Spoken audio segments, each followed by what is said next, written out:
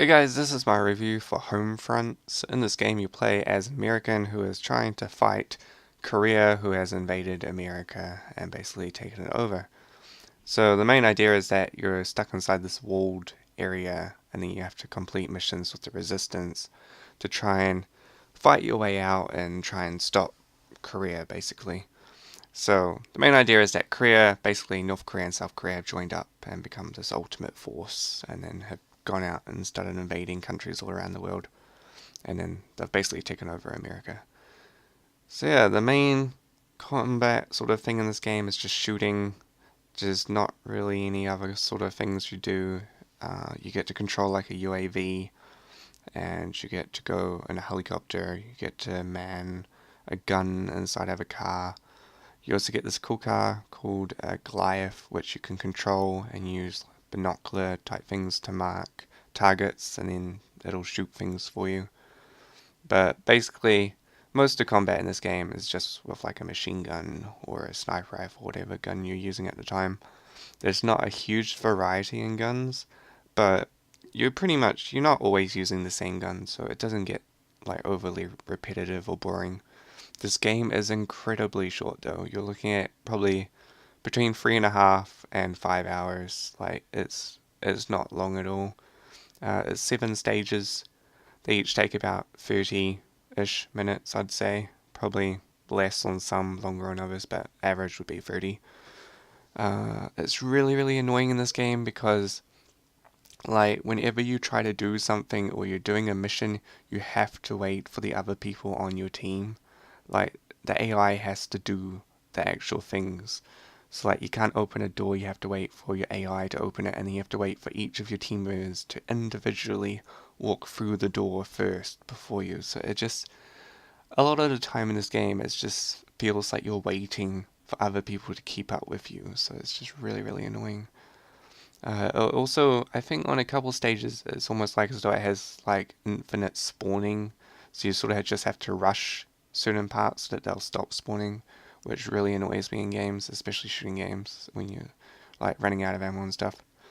Ammo in this game is pretty much non-existent. You have to find another gun that's exactly the same as yours, but like the enemy has a variety of guns, so typically you won't be finding like the exact same gun time after time, which does keep it interesting because you can just pick up anyone's weapon and use it yourself. So there's always opportunity to try new weapons. I wouldn't say that there's like lots and lots of weapons. There's probably around 10 or 15 weapons. I think there's like mostly just machine guns. I think there's 2 pistols and 2 sniper rifles and a bazooka. So there's not really like a huge variety, but there's plenty of weapons. The overall storyline is not like super strong, but it gets its point across. It gets what the game's about across, so that's good. But I mean, it is quite short. Uh, I think the graphics were pretty average for PC. It definitely looked like maybe it was a PlayStation or Xbox game, and then it got ported to PC. I think even on highest, like it's just not that good. But I mean, it's not overly terrible, but it could have been better. Uh, yeah, I think for this game, it wasn't the worst game, but it didn't offer a whole lot of uniqueness compared to other shooters out there.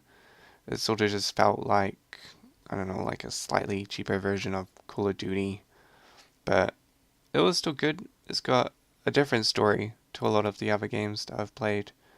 There's not a whole lot that sort of have America being invaded. I mean, I'm sure there are some, but I haven't played a lot of those, so it was a good story. But I mean, it's not free exploring or anything like that. You're sort of just stuck on a set path. There are collectibles along the game. They're not interesting at all.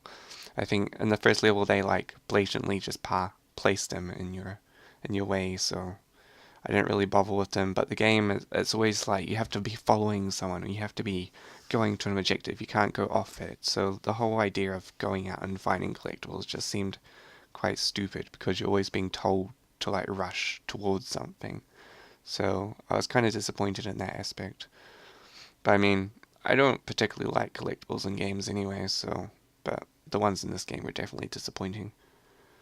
But yeah, overall though, I mean, not the worst game I've ever played. Definitely not the best shooter I've ever played. But it wasn't entirely horrible. I'd probably just give it a 5 out of 10 because, I mean, it was pretty average. And I wouldn't want to play it again, but, I mean, it was right for just one playthrough, so. Yeah, it's just my opinion of the game. Make sure to comment what you thought of the game in the comments below this video. Otherwise, I'm only going to give it a 5 out of 10. Okay, guys. See ya.